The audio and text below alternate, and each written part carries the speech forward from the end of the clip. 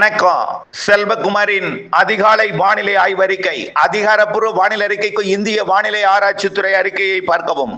2026 ஜூலை 29 புதன்கிழமை அதிகாலை நிலவர வானிலை பதிவு.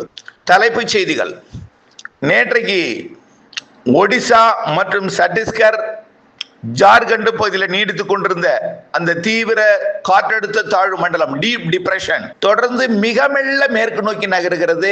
1ஆம் தேதி 2ஆம் தேதி தான் அது குஜராத், ராஜஸ்தானை அடையும். ஆக இன்னும் 4 நாட்களுக்கு மேல் அது உத்தரப்பிரதேசம், மத்திய பிரதேசம், மகாராஷ்டிரா மற்றும் மகாராஷ்டிராவின் எல்லையோர குஜராத், மகாராஷ்டிராவின் வடக்கு பகுதி வழியாக நகர இருக்கிறது.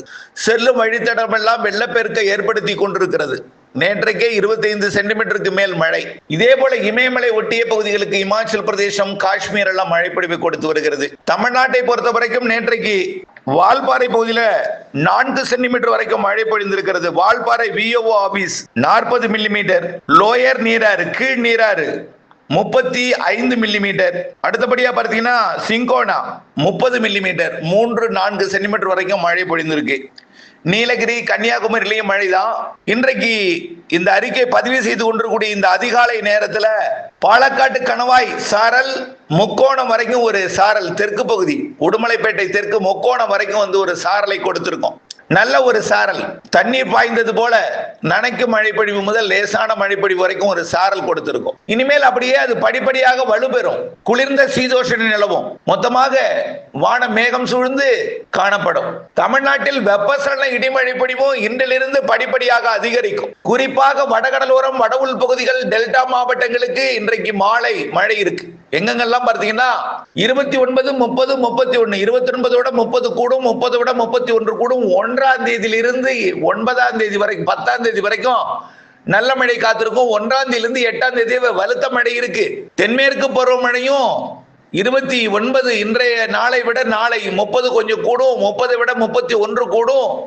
1லிருந்து 8ஆம் தேதி வரை வலுத்த தென்மேற்கு பருவமழை இருக்கும். தெற்கு கேரளா வரக்கூடிய 1ஆம் தேதி மூணாறு, இடுக்கி அணைக்கட்டு பகுதி மற்றும் அப்படியே சபரிமலா, பத்தனந்திட்டா போன்ற பகுதிகளுக்கு ஏலக்காய் சாகுபடி பகுதி, நீலகிரி தேனி மாவட்ட மேற்கு சரிவுக்கும் வரக்கூடிய ஆகஸ்ட் 1 நல்ல மழை காத்திருக்கிறது. வரக்கூடிய 1ஆம் தேதியிலிருந்து 8ஆம் தேதி வரை பெய்யக்கூடிய மழையை நம்பி கேரளாவிலும் மேற்கு தொடர்ச்சி மலையோட கேரளா ஏலக்காய் சாகுபடி பகுதி மற்றும் நீலகிரி, வால்பாறை பகுதி, கன்னியாகுமரி மாவட்டத்தின் மேற்கு பகுதியெல்லாம் நல்ல சாரலை எட்டும்.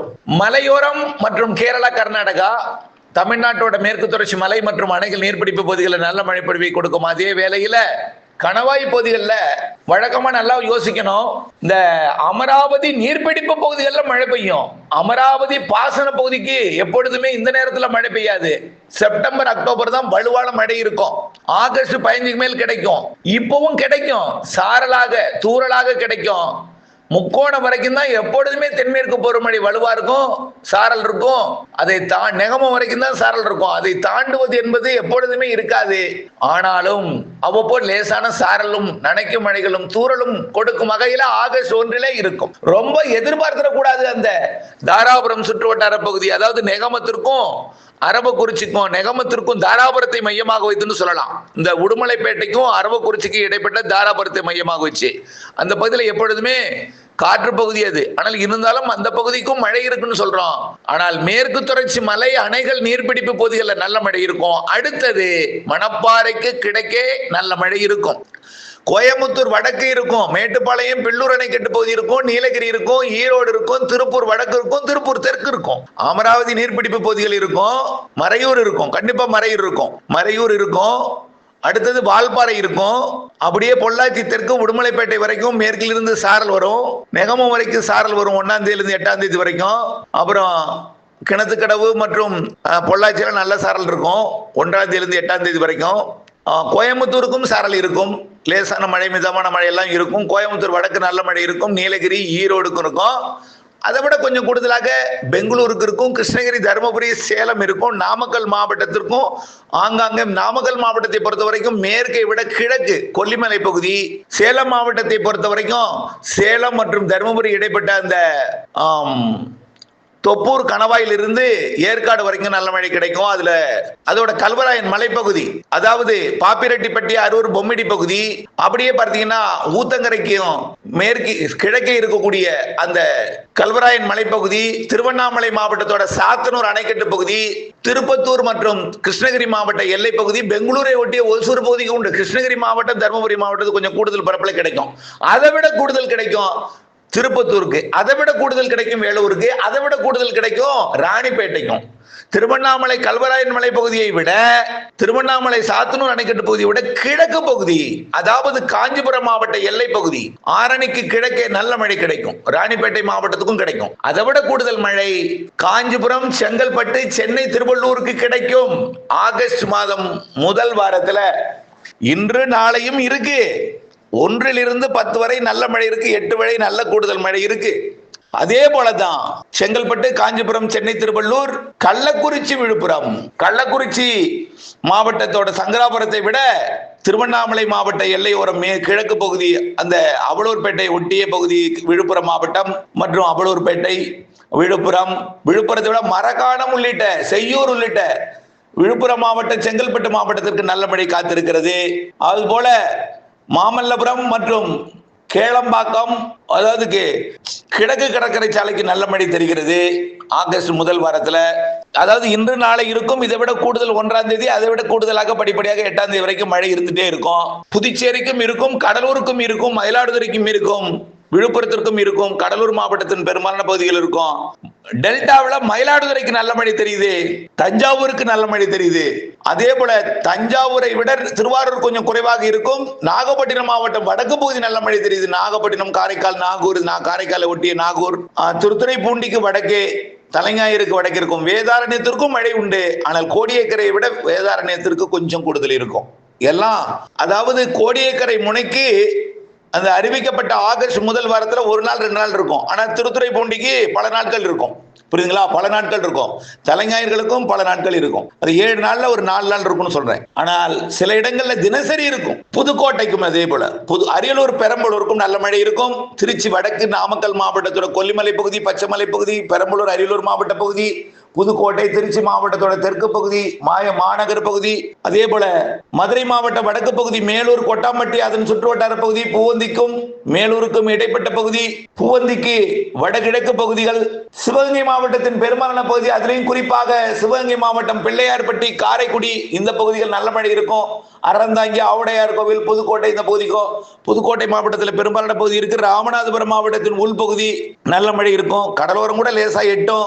தூத்துக்குடி மாவட்டத்தோட அந்த பெருநாளி, அதாவது தூத்துக்குடி, விருதுநகர், ராமநாதபுரம் மாவட்டம் சந்திக்கக்கூடிய இடத்தில் இருக்கக்கூடிய பெருநாளி பகுதிகளுக்கும் மழை தெரிகிறது.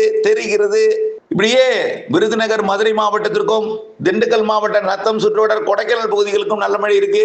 விருதுநகர் மாவட்டத்தில் ஆங்காங்கே, விருதுநகர் மாவட்ட மேற்கு பகுதி, ஐயனார் கோவில் பகுதி மற்றும் தென்காசி, திருநெல்வேலி மாவட்டத்தோட மலைப்பகுதி, குற்றாலத்திற்கு வெள்ளப்பெருக்கு ஏற்படுத்தும் வகையில் மழை இருக்கு. 1ஆம் தேதி 2, 3, 4, 5 கன்னியாகுமரி மாவட்டத்துக்கும், தென்காசி மாவட்டத்தோட, திருநெல்வேலி மாவட்டத்தோட மேற்கு தொடர்ச்சி மலைப்பகுதிகள், மாஞ்சோலை, நாலுமுக்கு, காக்காட்சி, ஊத்து போன்ற பகுதிகளுக்கும் நல்ல மழை இருக்கு.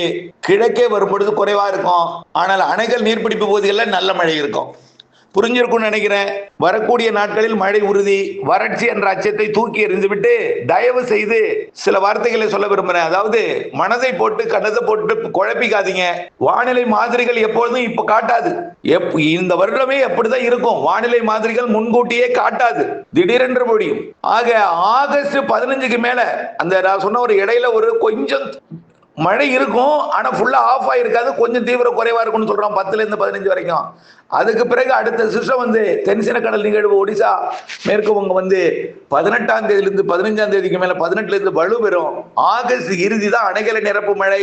இதுல இடையில வயநாடு, குடகு பகுதியில இந்த 10ஆம் தேதிக்குள்ள ஒரு மழை பிடிப்பை கொடுத்து வயநாடு பகுதியில ஒரு அச்சுறுத்து மழை தெரியுது.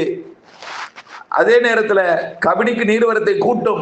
கபினி அணை நிரப்புவதற்கு வாய்ப்பு இருக்கு. ஆனா நிரம்பணும்னு டக்குனு மழை தென்மேற்கு போற மழை கொஞ்சம் தீவிரம், டக்குனு 5 நாள் குறையும். அதனால உடனே தண்ணி வருமாங்கிற சந்தேகம். ஆனா நிரம்பிடும். அதாவது அணை நீர்மட்டத்தை, அதாவது அணை நீர் நிலவரத்தை பார்த்தா தெரியும். இதுல அடுத்தபடியா ஆகஸ்ட் 18க்கு மேல நல்ல 15ல இருந்து 18க்கு மேல இன்னும் நல்ல வலுப்பெற்று ஆகஸ்ட் இறுதி பலத்த மழை இருக்கிறது. செப்டம்பர் அணைகளை நிரப்பும். கண்டிப்பா மேட்டூர், பவானிசாகர் உள்ளிட்ட அணைகளை செப்டம்பர் நிரம்பும். அப்போ வைகை மட்டும் கொஞ்சம் தாமதமா நிரம்பும். ஏன்னா வைகையோட நீர்பிடிப்பு பகுதிகளில் மழைப்பிடிப்பு பெரும்பாலும் அது வடகிழக்கு பருவமழை நம்பிதான் இருக்கும். வைகை மூல வைகை இருந்த போதெல்லாம் மழை இருக்கும்.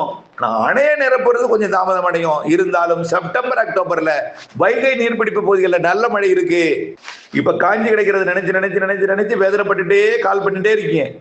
தயவு செய்து வேதனைப்பட வேண்டாம், சற்றே பொறுத்திருங்கள். அக்டோபர் 15 தேதி வடகிழக்கு பருவமழை போலவே பொழியும்னு சொல்லியிருக்கிறேன். அக்டோபர் 18 தொடங்கியதான் அப்புறம் உங்களுக்கு எல்லா கவலையுமே போயிடும். எல்லா இடமும் மழை. வடகிழக்கு பருவமழை அதிகம். ஏன் தென்மேற்கு பருவமழையே இறுதி கட்ட 45 நாள் மிக வலுத்த பலத்த மழை இருக்கும். செப்டம்பர் 1 இருந்து அக்டோபர் 15 வரைக்கும் 45 நாள். இதெல்லாம் இப்ப தெரியாது. போக போக மாதிரிகள் காட்டும். ஒரு சில மாதிரிகள் காட்டணும், ஒரு சில மாதிரிகள் காட்டாது. நமக்கு உங்களுக்கு வேண்டியது நம்பிக்கை. இணைந்திருக்க வேண்டும் அப்டேட்ஸுடன். இணைந்தே இருங்கள் அப்டேட்ஸுடன். நன்றி.